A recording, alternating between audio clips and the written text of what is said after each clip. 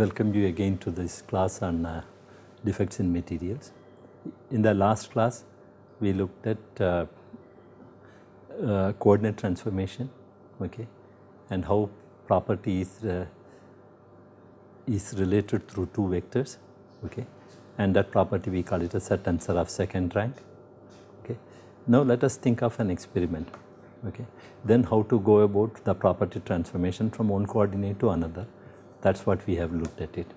What is the mathematical formulation which is necessary to change the second rank tensor, okay, from one coordinate system to another coordinate system.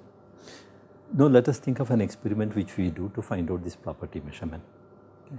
One thing which we can think of is between current density and an applied voltage to find out conductivity property of the material, okay. And as I mentioned, these properties can be represented in terms of,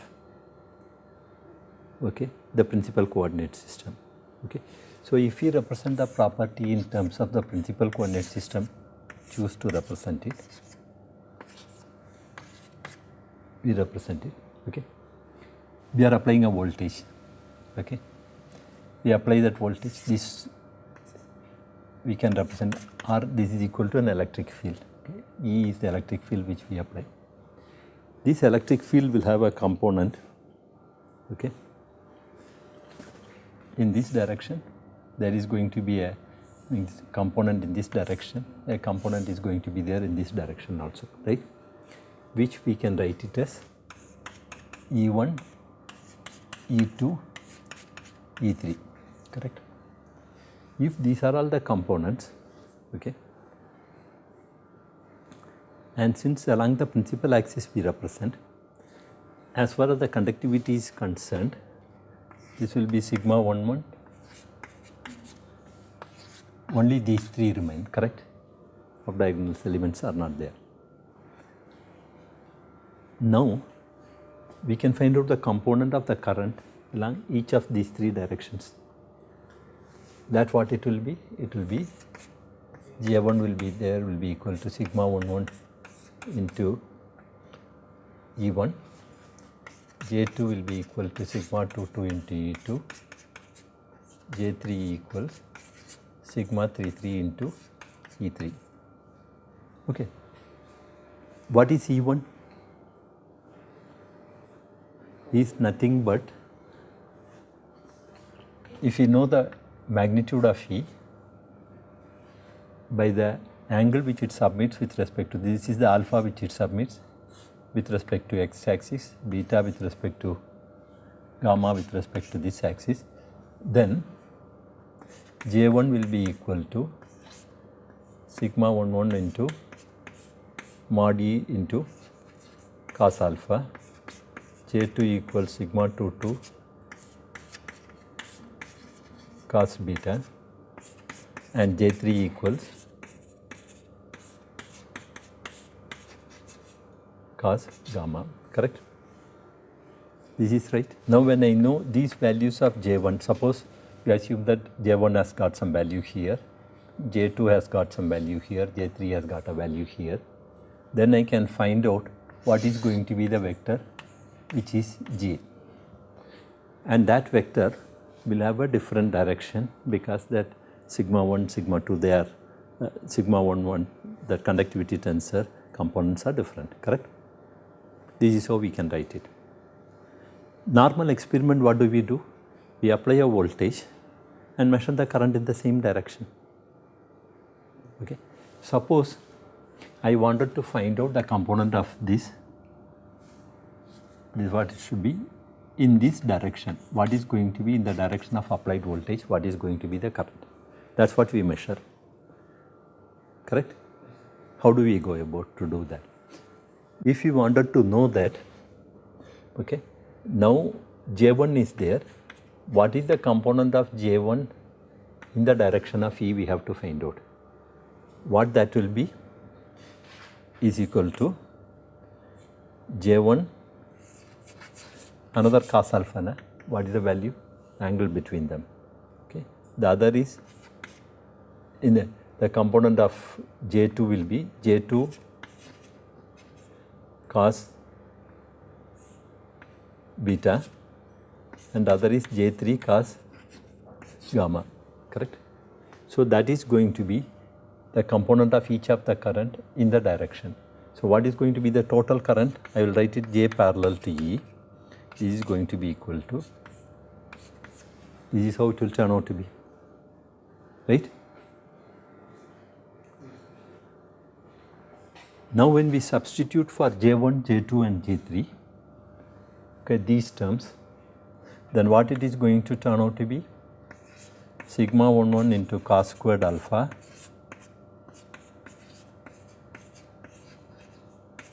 beta plus gamma, okay, into modulus of E. Now we have got that, right? Now J11 parallel to E divided by modulus of E is going to be the conductivity in that direction. I will put conductivity in the direction parallel to the applied voltage. Okay, that will be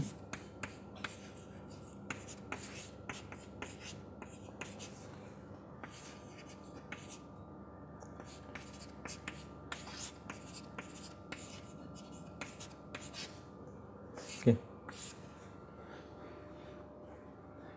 This is clear. If you look at it, the property we have expressed in terms of principal coordinates. So only the components are well defined. Okay. If we apply a voltage in any direction, we can find out a current in that direction, and from that conductivity in that direction could be determined. So in all the directions, by varying alpha, beta and gamma, we can vary the conductivity, correct? That's the way. So this itself can be represented in terms of some expression x squared, y squared plus z squared, correct? And the coefficients are, this is equal to some constant which is the property which we measure. This is something like a equation to a, it's a quadratic equation. Okay. Okay. Anyway, we will come back to this quadratic equation in the representation of the property. So this is how this equation can be represented. So we have to do all this. But what is the other way in which we can represent it? That is, if we are transforming from one coordinate system to another coordinate system, okay, the conductivity has to change. Okay. Suppose these are all the conductivity which is defined in terms of the principal coordinates axis.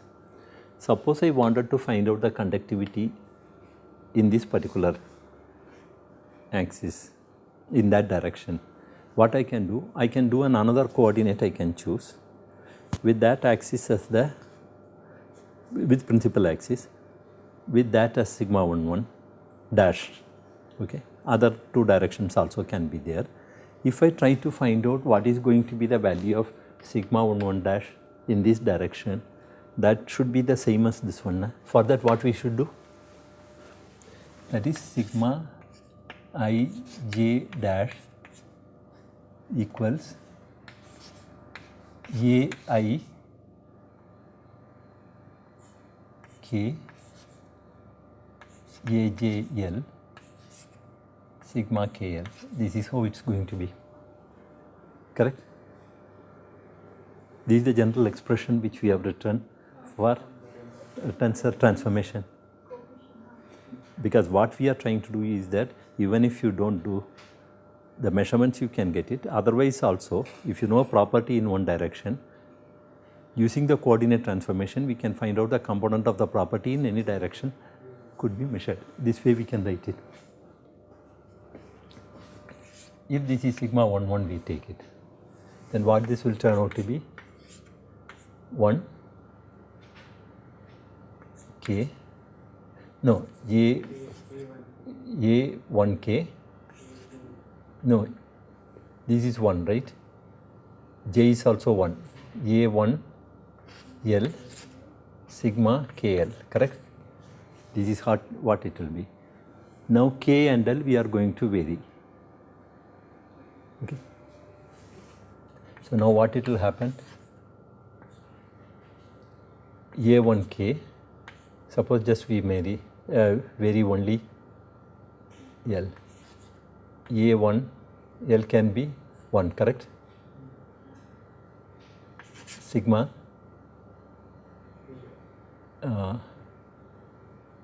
K1, correct?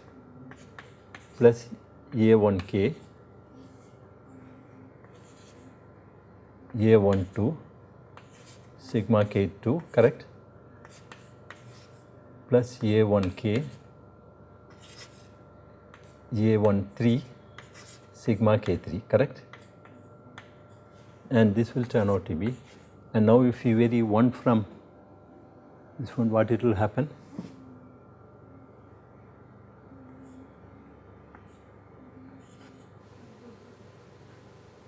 A12 sigma 22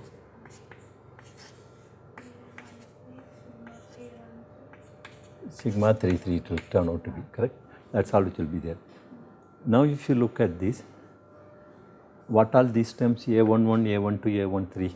It's nothing but the new axis, the angle which it makes. They are nothing but cos alpha, cos beta square, right? So now this will just turn out to be, that is sigma 11 dash equals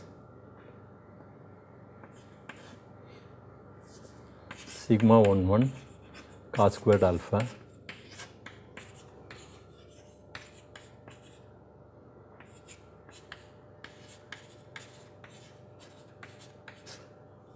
that is essentially, without doing all those steps, okay, we can transform from a property by doing a coordinate transformation using this tensor property for the coordinate transformation, correct? That is what essentially, this is very easy to do.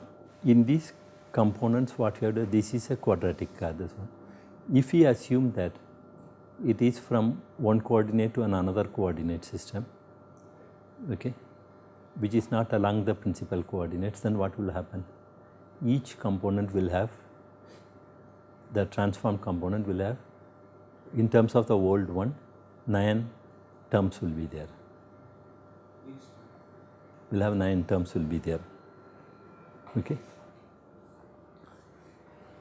And each of the 9 terms, if you consider it, 3 terms will be which involves square of the angles, and the others will be essentially a cross product, the product of like x, y, y, z, okay, x, z, this sort of terms will be there. So essentially, if we look at this equation, okay, this equation is each of the component in the transformed one. If you look at it, we are representing it in terms of the old components, okay. It's a quadratic type of an equation which we get it. What is it which is changing? Is only this angle which is changing, correct? If you try to represent it in that way, okay, now we can draw the properties in terms of a surface which we can represent it, okay. That will come to how exactly we are going to do that, okay. How that can be done? That is, this expression becomes something like equals, that is, because I am just writing it as a symmetric matrix, because that is what we are using it here to represent the along the principal axis. Then it is x squared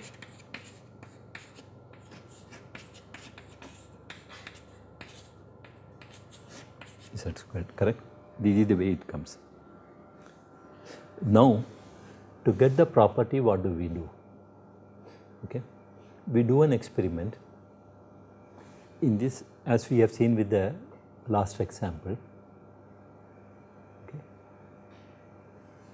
you just choose some direction with respect to a principal coordinates which has been chosen, vary the direction in which the voltage is being applied, measure the current. Okay. Then in the property transformation, choose that direction as in the new transformed coordinate as the x-axis component along the x direction. If we do that, then using this sort of an expression, what we are trying to do it is in terms of the principal components of the old coordinate system, we will be able to find out what should be the conductivity or the property in each of those directions. Now, if we try to plot that in terms of a surface, then it will be given by an equation of this form. Here this x, y and z represents nothing but the direction cosines which we are continuously varying, right. That is the one on which, because this is what we have done it is that we take this to be S1 1 dash. Okay. So that is how the new axis system we choose always. So by measuring just this component, taking it, by varying this angle, the coordinates which you have chosen, we are able to measure property in the full 2 pi solid angle. Correct? Complete angle we are making that measurement. Okay. If you try to plot that, this equation is a quadratic equation. Okay. So quadratic equation can be that if the coefficients become the same, okay, what will this quadratic equation represent? It will represent a sphere. Okay. If this all the components are positive, then it is going to represent an ellipse. If one component becomes negative, then it will go to a hyperbola. So many types of shapes, the surfaces which it can exhibit depending upon what the coefficient of the property in those directions are. Understand that? So this expression, if you look at it, is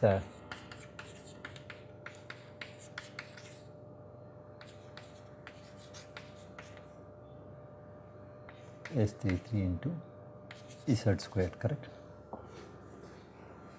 What is the expression for a ellipsoid? We write it x squared by a squared b squared plus is c squared equals 1. Okay. If you try to convert this expression to that form, okay, then if we do that, what it will turn out to be is that this derivation one should do it, and this is just a simple mathematics, okay, algebra, and we will get a will be equal to 1 by root of S11, 1 by root of S22, c will be equal to 1 by root of S33. Okay. So essentially you are getting an ellipsoid of this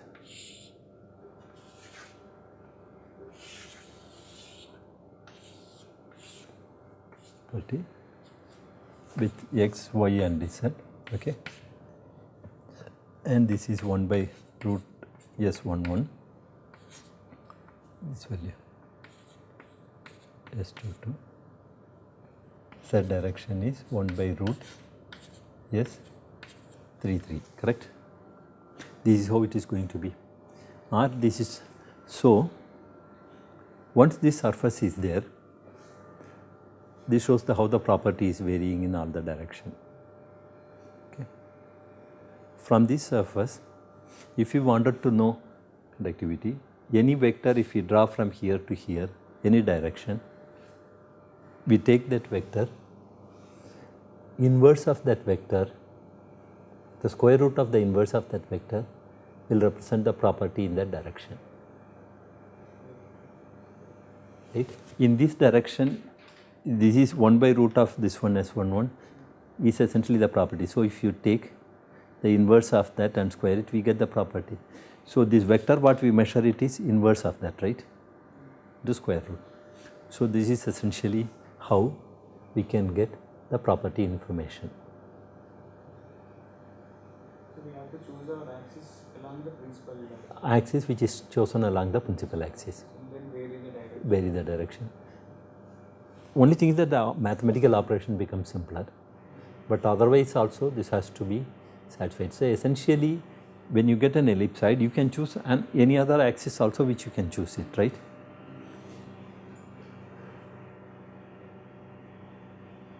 Is it clear? Yes, sir.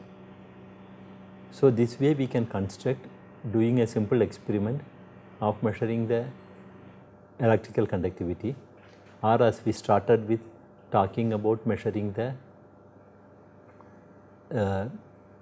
strain, okay, we can get information about what is going to be the total strain which is going to be there in any particular direction. Okay. Any direction other than the principal direction, if you take it, what will be the strain which will be there? That will have a component corresponding to dilatation plus some of the shear strains component in that direction will add to it. That is what is going to be the total strain. Correct? Is it clear? That when we talk about, we will write some expressions about the strain. Now, one more question which we have to look at it. That is, here we have just talked about coordinate transformation from one coordinate to another coordinate, but we never talked about what will be the role of the symmetry. Because crystals have got many symmetry which is associated with it, right? On different directions, they exhibit some different symmetry elements. What will be the effect of the symmetry elements on the properties? Okay, that is also one aspect which you have to look at it. So generally, a symmetric tensor, when we represent it, okay,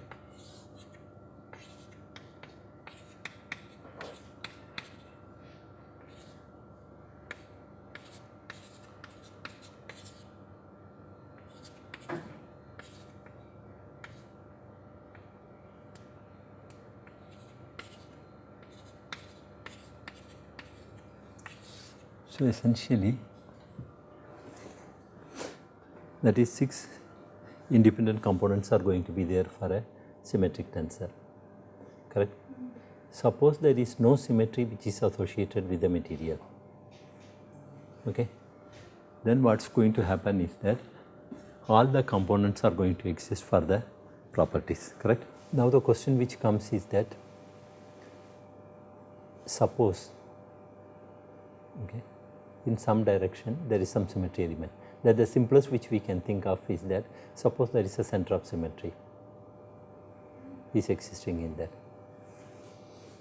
What will be the effect of the center of symmetry existing in the material? Whenever a center of symmetry is existing in that material, from one direction to other direction, if you look at it, the property has to be there, correct? It has to be the same it has to be there. Okay. But in actual crystal systems, in many systems if you look at it, many crystals are there without center of symmetry. But when we measure property, always property shows a center of symmetry. Okay. Then how this expression? That means that what we have to do it is that if you look at the transformation from one coordinate to another coordinate, okay, from new coordinate to an old coordinate, or from the old coordinate to a new coordinate, when we do this sort of a transformation, how is the property going to change? That is what we have to see it. This can be written in terms of SKL, correct?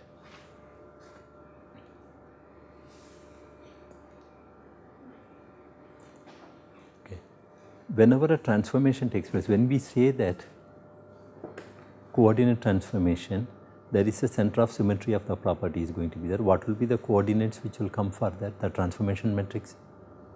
The transformation matrix essentially will be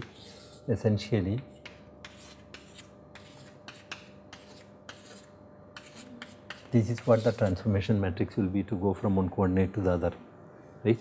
So that means that x, y, z will be changed to x dash, y dash, z, which is negative. Okay. This what is going to happen with respect to the vector also is that the vector will be changed from That is, we generally write this property, that is P equals T into Q. If it is symmetric, we can write it as into Q, correct? Now, if P changes to minus, Q also will be changing with the transfer minus 1, that remains the same. Now, what is essentially that what happens to S? So, we can take that to be another this one coordinate and find out S dash. Now, what will be the S dash which will turn out to be? Suppose we take it to be 1 and 2. A1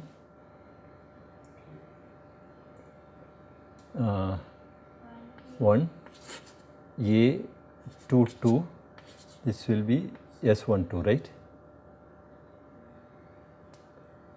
Then let us just write it. A1K A2L SKL, K and L becomes 1 and 2. So, this will be A1 1, right? A2 2, yes? 1 2, correct? Yeah. Now, what is the value of A1 1 and A2 2? Both are turning out to be minus 1 and minus 1. If you put that, substitute it, then it will happen that S12 dash equals S12. Okay. That means that the property remains the same. Okay. By doing a symmetry operation, okay, the property cannot change, the property has to be that same. Even though the crystal doesn't have any center of symmetry, the property. Yeah, the property remains. This is with respect to a center of symmetry, because all properties have an inversion symmetry. This was proposed by von Neumann. Okay, this is called as Neumann's principle for second rank tensors. So, essentially we will have the property will exhibit a center of symmetry. So, now we have considered it. Now, let us consider a crystal, okay, where it has along one axis, that is along the Z axis, we consider that there is a twofold symmetry is there. Then what will happen?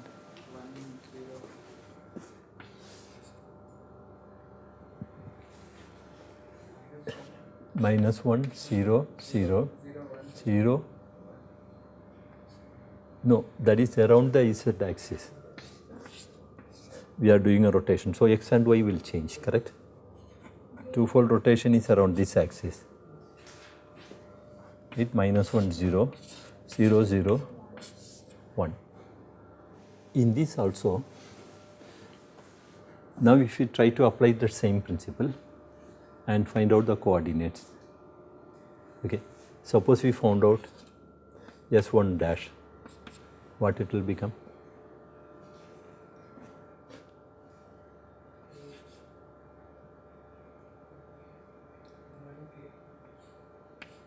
A1K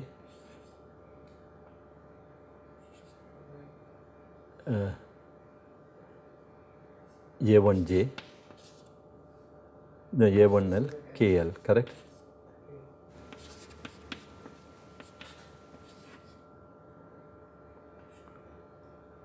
K A1 L is 1, right?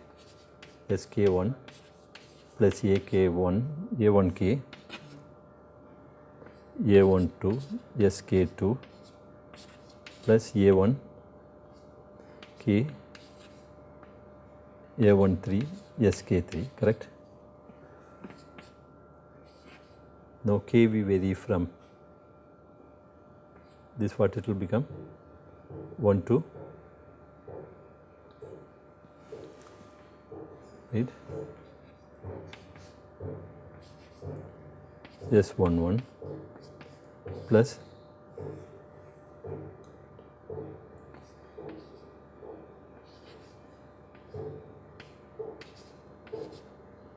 A11, A13, yes, 13 it will be, right? This is going to be K3. Then plus A12, A11, right? S21 plus A12, A1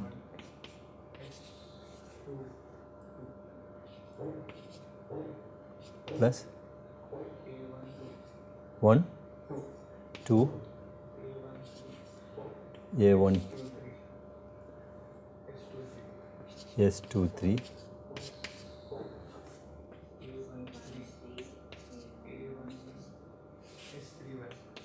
S31 plus A13,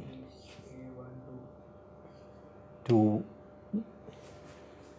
A21, what is A12, correct? Here also it should be A12. Yes, 32 plus A1, 3, A13, 33. Okay. In this, what all terms which are going to be there? This term is going to be there, correct? Then, if we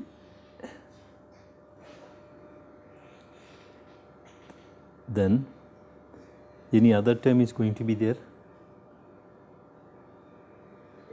All other, have we got an A22 here? No. So only this term is the one which is going to remain here, correct? Out of this term.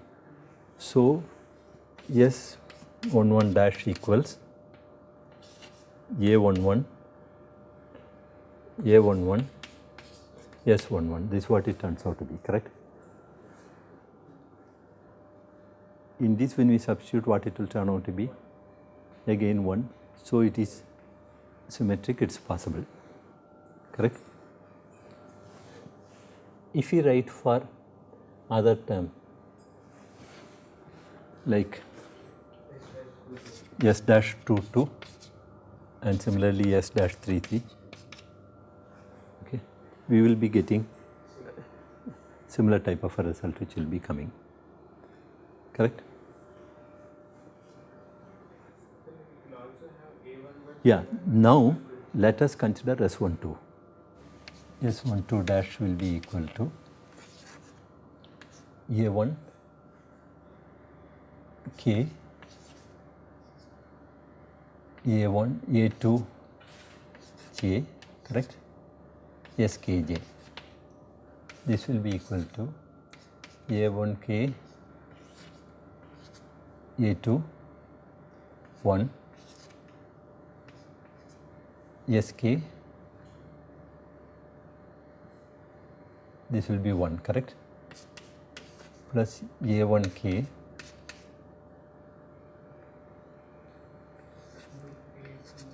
two SK2 plus K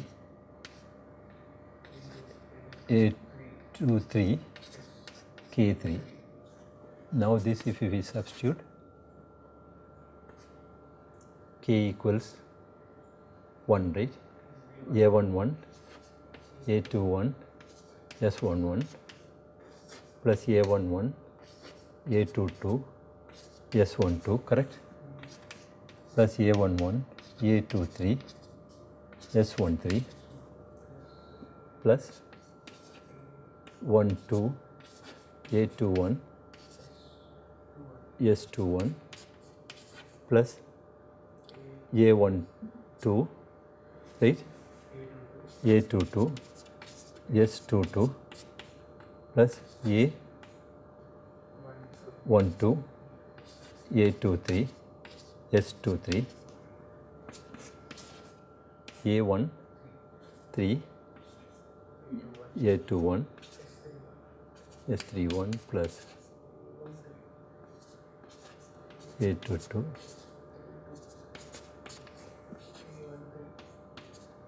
yeah, A23, S33, okay.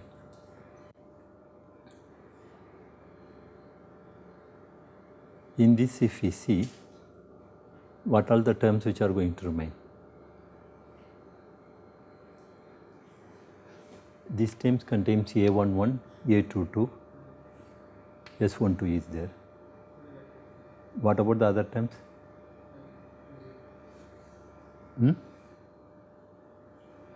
All other terms are cross product terms, 1, 2 or 1, 3, they will become 0, correct?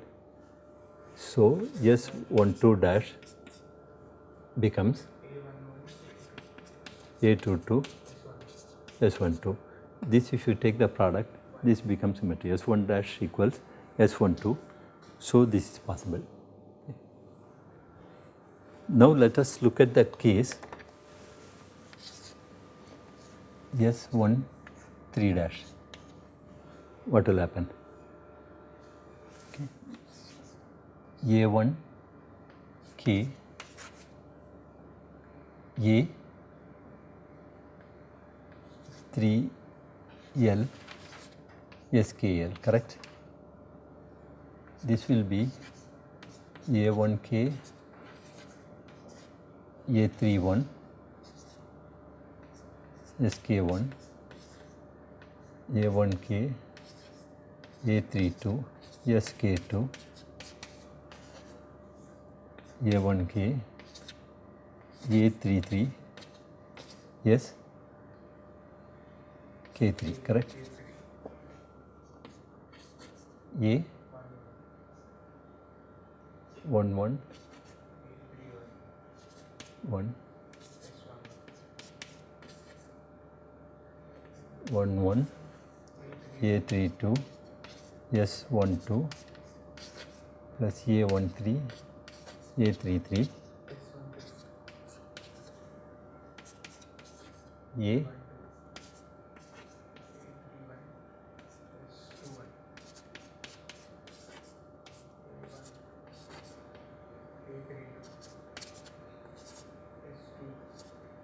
two, correct? 3 2 3 1 3 A31 S31 plus A13 A32 32 plus A13 A33 yes 33.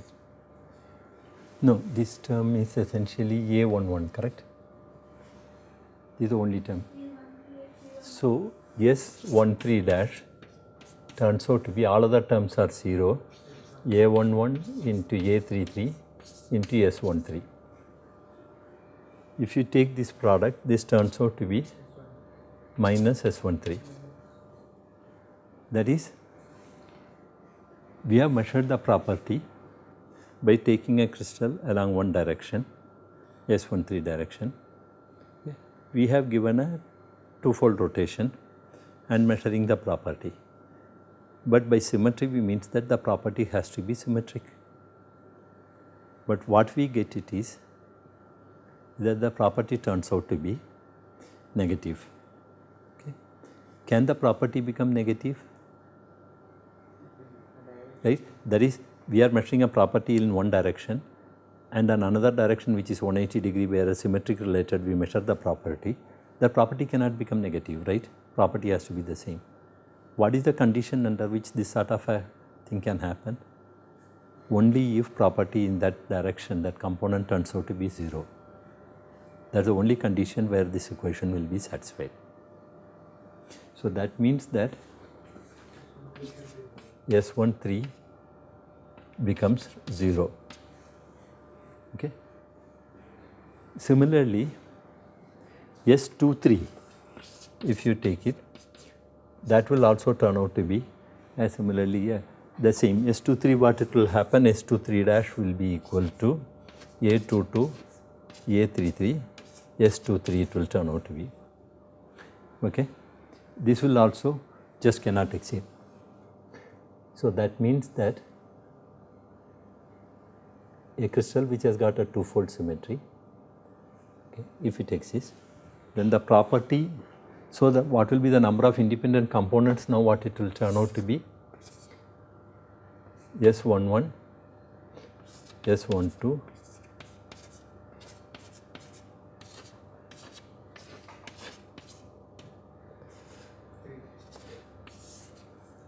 four independent components, correct, are only required to represent this property. Is it clear? So this way, by applying the symmetry consideration, what exactly we are trying to do it?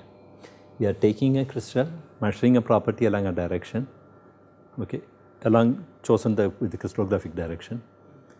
Then when it has a two-fold symmetry around that, either you rotate the crystal or you just rotate the axis, that is you measure along a direction which is 180 degree.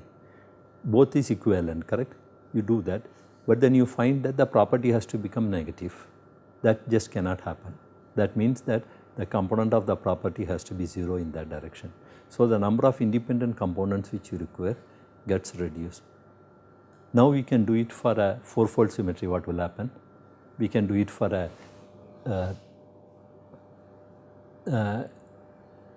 six-fold symmetry or a three-fold symmetry like this. This I would like you people to work as an exercise and find out how the number of independent components will change. Okay. In the case of cubic crystals, essentially what will happen is that all the components, only one component will be required. This is all for a second rank tensor.